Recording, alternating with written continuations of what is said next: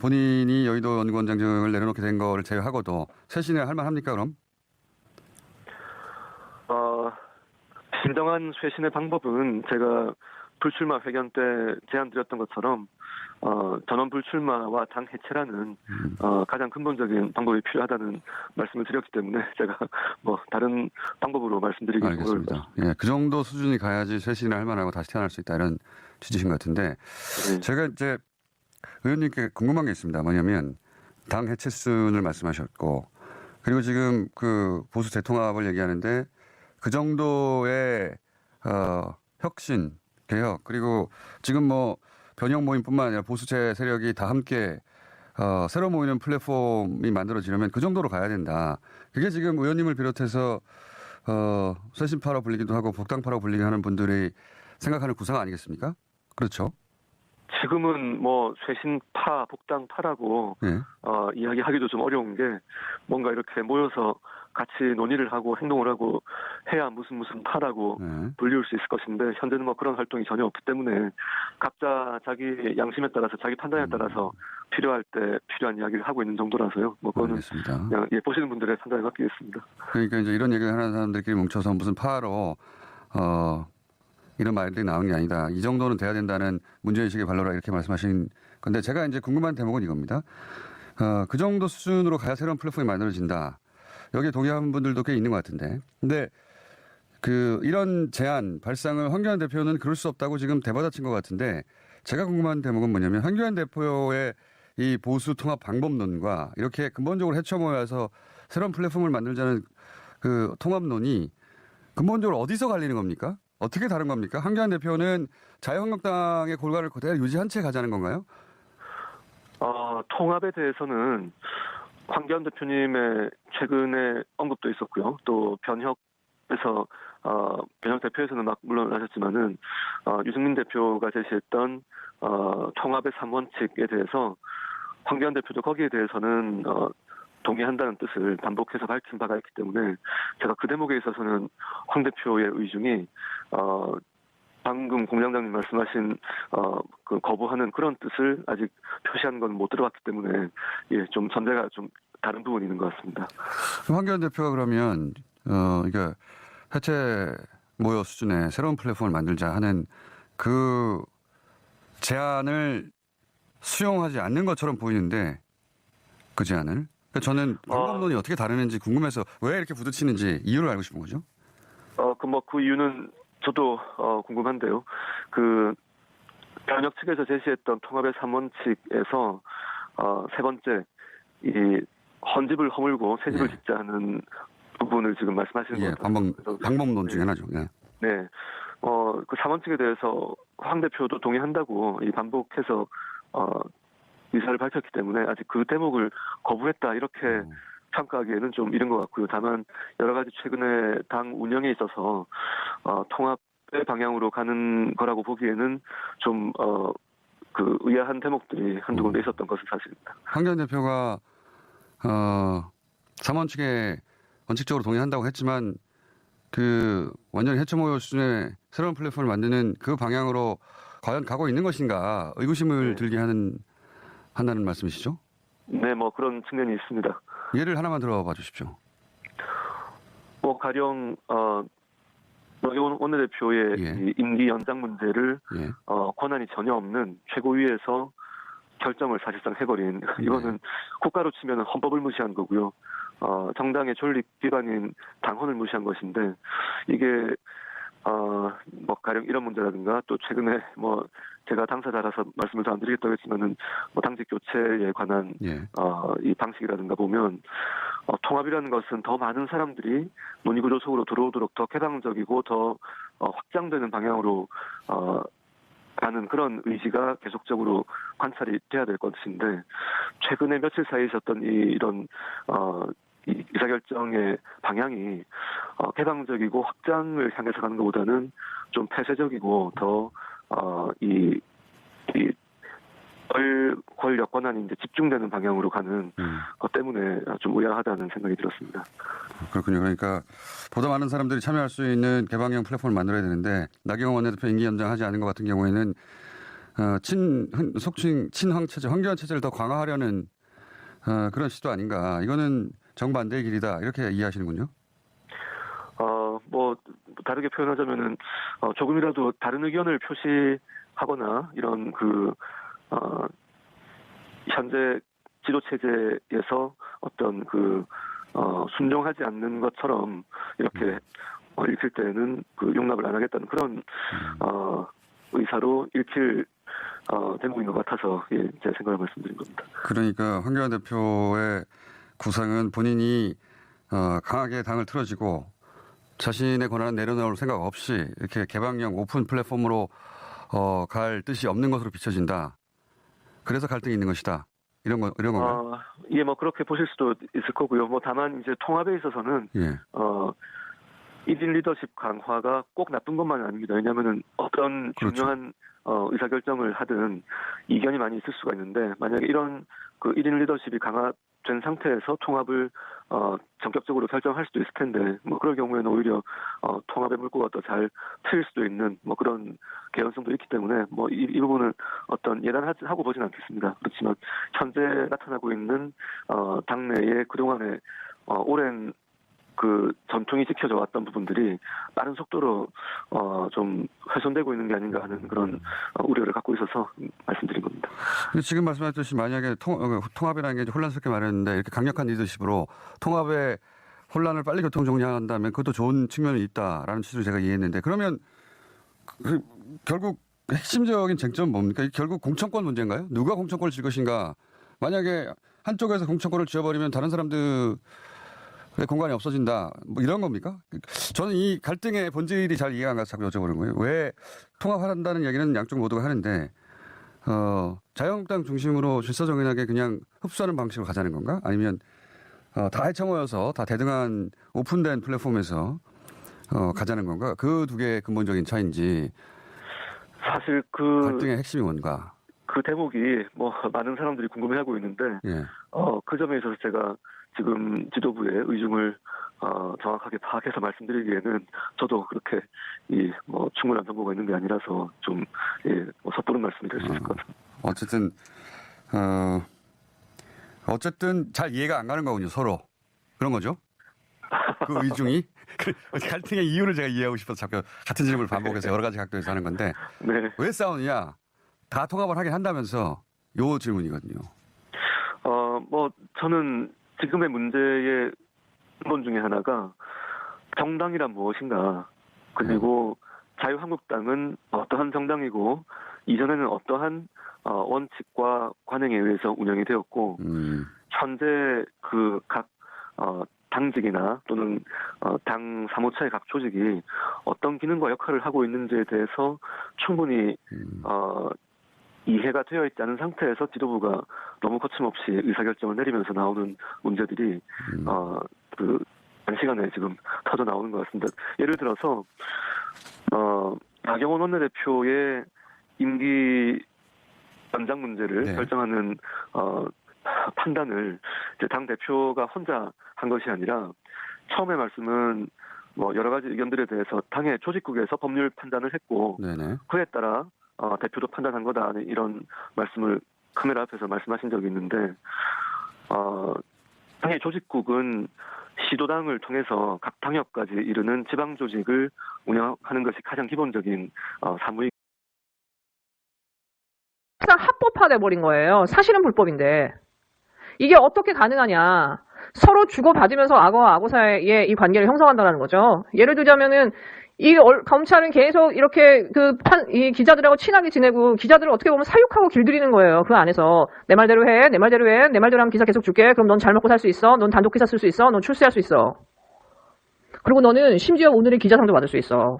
넌 그리고 검찰하고 같이 티타임을 가질 수 있는 넌 영광을 누릴 수 있어. 이런 식으로 계속 사육하는 거죠. 그리고 그 언론들은 그래 그럼 나는 제대로 된 기자가 되는 거야? 나 성공하는 거야? 출세하는 거야? 이러면서 검찰이 그 사육한 대로 기사를 막 전달해주고 우리는 검찰발 기사를 팩트인지 뭔지 구분이 안 되는 그냥 일방적인 기사를 마치 팩트처럼 받아오고 있었던 거죠. 그러니까 예를 들자면은 왜 JTBC가 이렇게 검찰발 뉴스가 많은가? 어떤 언론사보다도 많잖아요. 근데 JTBC 뉴스는 철판일률적으로 검찰의 시각에서 보거든요. 특히 그 앵커의 그 스크립을 일을 잘 보시면은 모든 시각이요 검찰 위주예요. 검찰의 시각에서 다 시작해요. 그리고 사실 JTBC나 손석희가 교묘한 게 뭐냐면 여러분 얼굴을 딱 빼놓고 이 JTBC의 스크립만 보세요. 뉴스룸 전부 자한당 위주의 기사예요. 자한당의 입장에서 바라보는 거예요. 언어는 중립적인 거 쓰지만 제가 그 트릭을 알아냈다는 거 아닙니까 JTBC. 그냥 그러면서 손석희의 본질에 대해서 소름이 끼친다. 토 나온다. 토 쏠려. 너무 많은 에너지를 국가적 에너지를 낭비하고 있는데도 이게 계속된다는 거야. 왜? 검찰이 그런 식으로 언론을 활용하고 검찰이 거기서 본인이 원하는 대로의 목적을 달성하면 본인이 거기서 또 출세하는데 도움이 되는 거예요. 그러면서 서로의 관계가 굳건해지고 심지어 이제 기자들도 검찰한테 가서 이러이러한 사건이 있는데 우리 언론사 사장이 이렇게 있는데 좀 봐주라고. 이렇게 하면 검찰은 자기의 기소권을 활용해서 불기소해버리는 거죠. 그러니까 이 사람들의 그게 끈끈한 거야. 그러니까 얘네들한테는 진실이 중요한 게 아니야. 취재도 할 필요 없어. 검찰이 주는 대로 받아 쓰기만 하면 되는 거예요. 그리고 법조 출입 기자가 되고 그 검찰 기사단이 되기 위해서는 3년 동안 법조 출입 기자를 해서 그것도 걔네들이 서로 뽑아가지고 뽑혀야 돼. 민중의 소리 기자 같은 그런 진보 언론은 들어갈 수도 없는 거예요. 그러니까 MBC PD 그 김재영 PD가 가서 질문 한번 했다가 진짜 분위기 싸해지는 거 나오거든요. 그러니까 우리가 이 검찰발 기사가 이렇게 잔인할 수밖에 없고 이렇게 일방적일 수밖에 없는 게 이런 이유였던 거예요. 네, 그리고 어저께 알릴로의 고래는 알고 있다. 네, 도대체 고래는 언제 나오는 거야? 고래 맨 마지막에 나오더라고. 네, 진짜 이 세 사람의 콜라보가 아주 대박이었는데 특히 이제 황운하 청장이 계속 인터뷰에서도 얘기하지만은 언론들이 이 황운하 청장의 얘기를 받아듣지를 않아요. 오로지 검찰발 뉴스만 계속 그냥 진짜 그 고장난 레코드처럼 틀어대고 있는 거지. 근데 황운하 청장이 계속 분명하게 얘기하는 거는 하명 수사, 선거 개입, 이 프레임은 말도 안 되는 거다. 첫 번째, 그 첩보를 받은 시점.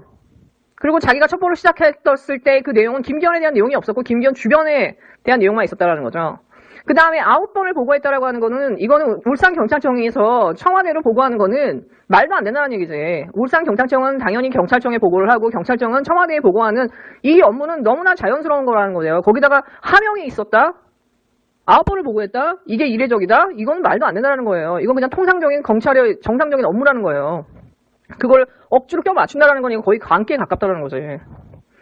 그리고 이 김기현 같은 경우는 자세히 보면 자기한테 고마워야 된다고. 이거야말로 진짜 배은방득이라고. 왜? 김기현이 사실은 정치자금 부분에서는 몸통에 가까운데 이 사람을 피의자로 전환하지도 않았고 왜? 오해받고 싶지 않으니까. 그래서 이 사람을 그냥 참고인으로 전환하고 심지어 수사도 하지 않았고 소환조사도 하지 않았다는 거예요. 어떻게 보면은 잘해준 거잖아. 근데 이 사람이 자기가 불이익을 받았다면서 길길이 날뛰는데 이해가 안 된다는 거예요. 사실은 실제 수사 상황을 보면 고마워야 된다는 거지. 그리고 자기들은 되게 수사를 되게 조심스럽게 되게 절제된 방법으로 했는데 껌껌이 검사들이 그 압수수색 영장 같은 걸 다 반려하면서 제대로 사건도 하지 못했고 그걸 보면서 검찰이 불기소를 하겠구나라고 했는데 자기들은 그래도 계속 경찰로서 수사를 해서 도저히 이거는 기소 의견을 하지 않고는 안 되겠구나 하고서 기소 의견으로 송치를 했는데 검찰이 예상대로 불기소 처분을 했다라는 거죠. 그러니까 지금 자한당이나 얘네들은 지금 국정조사를 해라, 청와대가 선거에 개입했다 하면서 무슨 헌법소원을 한다 난리를 치고 언론이 이걸 받아주면서 칼춤을 추고 있는데 정말 자신이 있으면 저는 김기현이나 자한당은 빨리 특검을 받아야 된다고 생각해요. 본인이 정말 억울하지 않으면, 본인이 억울하면, 본인이 무죄인 게 확실하면은 특검 받는 게 나오는 거잖아. 경찰이 이 정도로 나오면은. 그리고 검찰도 마찬가지죠. 본인은 법과 원칙을 맨날 따른다며, 법과 원칙을 따른다고 하면은 법과 원칙에 따라 이 사람을 불기소한 게 정당한지를 따져보자라는 거지. 근데 특검하자고 하는 거에 대해서 자한당이나 김기현이나 그 검찰이 아무 소리 안 해요. 언론도 특검이라는 얘기 안 해요. 그러니까 황운하 청장의 얘기를 받아주질 않아요. 그리고 선거 개입을 했다라고 지금 검찰이 주장을 하고 있고 언론이 이걸 받아쓰고 있는데 정말 선거 개입 그렇게 따지면 선거 개입은 검찰이 하고 있다는 거지. 왜냐 자기는 분명히 선거에 나간다고 얘기했는데 선거 나가기 6개월 전에 자기를 1년 반 동안 묵혀놨던 수사를 갑자기 피의자로 전환시켜가지고 자기가 수사 중이니까 명예퇴직도 못하게 하고 있고 아무것도 못하게 하고 있는데 이거야말로 선거 개입 아니냐고. 네 정말 맞는 말이죠. 검찰을 시켜가지고 당장 그 휴대폰이랑 유류품 다 빼돌리고 유서까지 다 빼돌리고 그러고 나서 본인은 예식장 가서 2시간 장례식장 가서 2시간 동안 머물면서 이렇게 눈물 흘리면서 훌륭한 수사관이었다고 얘기하면 뭐해. 그러니까 검찰 내부에서나 그 검찰 수사관들 내부에서 뭐 하자는 거야 저거? 아니 그렇게 혹독하게 수사해놓고 괴롭혀놓고서는 죽은 다음에 울면 무슨 소용이야? 그러니까 비웃는다는 거예요 검찰 내부에서도. 수사관들은 들고 일어나겠지. 그 사람하고 수사관하고 뭐 직접적인 연관이 있다고. 그리고 그 가족들도 윤석열한테 정신 차리라고 소리 지르면서 왜 형이 왜 죽었는지 밝히라면서 막 소리 질렀다고 하더라고요. 항의하고. 근데 백원우 그 비서관이 갔을 때는 그 분의 그 아내분이 진짜 백원우 그 비서관을 붙들고 오열을 해요. 진짜 머리를 찍으면서. 그러면서 지금 유족들은 빨리 휴대폰이랑 그 유서랑 유류품 다 빨리 반환했으면 좋겠다고. 왜냐 검찰이 이거 절도해 간 거잖아. 언제 어떻게 증거가 없어질지 모르고 검찰이 숨길지 모르기 때문에 유족들도 빨리 그거 받고 싶어 하는 거예요. 그러니까 유족들은 사실상 이 검찰의 이 방식에 대해서 동의하지 않는다는 거를 얘기하고 있는 거지. 그러니까 저는 유족들이 좀 적극적으로 좀 나와서 검찰의 그 가져간 그 증거나 언론 플레이에 대해서 반박을 좀 해주셨으면 좋겠어. 그리고 지금 그 유시민 작가가 그 지금 또 하나 폭로한 게 2년 전에 그리고 오마이뉴스에도 나왔죠. 2년 전에 그 청와대 행정관이 군 그 기밀 자료 잊어버렸잖아요. 놀이터에서. 그걸 가지고 지금 검찰이 기무사에다가 대통령의 인사 자료 주지 않으면 압수수색하겠다고 지금 으름장 갔다고 하거든요. 그것도 딱 듣는 순간 소름이 끼쳤거든. 이 윤철러 하는 거 보면은 마치 무슨 아프리카나 남미의 무슨 저기 폭군 독재자 같아요. 근데 지금 어떻게 청와대에서 고민영 대변인이 그랬죠. 피의사실 공표가 금지된 거 알고 있지? 12월 1일부터 기억해. 네, 지금 청와대에서는 이제 인내 한계에 도달했다는 걸 알 수 있죠. 분위기 감지한 것 같죠. 제 생각엔 여기서 검찰이 더 나간다, 멈추지 않는다. 그러면 저는 청와대의 반격이 있을 거라고 예상이 됩니다. 네, 어저께 정말 빵 터지고 정말 장안의 화제가 된 뉴스가 있었죠. 황교안이 나경원을 결국 쳐냈네요. 예, 원칙대로 인기 끝났다. 불신임 카드 썼죠. 이게 누구도 예상하지 못한 상황에서 나경원이 허를 찔렀어. 왜냐면 나경원은 필리버스터를 통해서 자기 임기를 연장하려고 하는 그 꼼수가 있었거든. 나경원이 어저께 의원들 앞에서 지금 굉장히 국회 상황이 복잡합니다. 내일 의원총회를 열어서 의원님들께 제 재신임 여부에 대해 묻겠다는 말씀을 드리겠습니다. 그렇게 하는 것이 맞는 것 같습니다. 네, 이 여자의 꼼수를 간파한 황교안이 급하게 1시 반에 최고위원회의를 열어가지고 4시에 전원 찬성이 진짜 중요해. 전원 찬성으로 불신임이 됐어요. 그래서 나경원은 내일 끝까지 어쨌든 오늘 끝까지 이제 의원들한테 재신임 여부를 묻겠다고 하는데 당대표랑 최고위원들이 전원으로 다 불신임했는데 나경원이 무슨 수로 할 거야. 네, 지금 이 사실은 나경원이 차지하는 이 위치라는 게 나경원 혼자 정치하는 게 아니잖아요. 어떤 하나의 세력이 있는 건데 황교안이 오죽했으면 쳐냈을까. 그러니까 황교안 같이 이렇게 약간 아둔하고 바보 같지만 한 길만 이렇게 쭉 가는 그런 스타일의 사람들은 이렇게 나경원 같이 현란하게 여기부터 저기부터 하는 사람을 믿을 수가 없는 거죠. 왜냐면 너 수없이 뒤통수를 맞아봤잖아. 그러니까는 사실은 이 나경원이 갖고 있는 어떤 정치적인 영향력을 있음에도 불구하고 황교안이 이 여자랑 있어서는 내가 같이 갈 수 없겠다. 내가 죽겠다라고 하는 그 생각이 있으니까 알아서 이제 선빵 날린 거죠. 아무리 서로 계파가 달라도 서로 인간적으로 신뢰하면 같이 갈 수 있는데 이 여자랑 같이 있으면 자기가 배신당할 게 뻔한데 그냥 미리 쳐낸 거죠. 지금 이렇게 나경원의 이 부류와 이 세력들을 쳐내면서 어떻게 보면 황교안은 자기의 이 체제를 굳힌 거잖아요. 그러니까 어떻게 보면 자기 나름의 마이웨이를 선언한 거나 마찬가지예요. 어떤 면에서는 조용히 잘 버티고 바보 소리 들으면서도 우직하게 한 길을 와서 자기 나름의 어떤 그 반시까지 해가면서 자기 나름의 그 자리매김을 한 것에 대해서는 좀 평가를 해줘야 되지 않을까 하는 생각도 들더라고요. 어저께 하는 거 보면서. 이 여자의 성격을 예상해 보는데 여기저기 전화 막 돌리고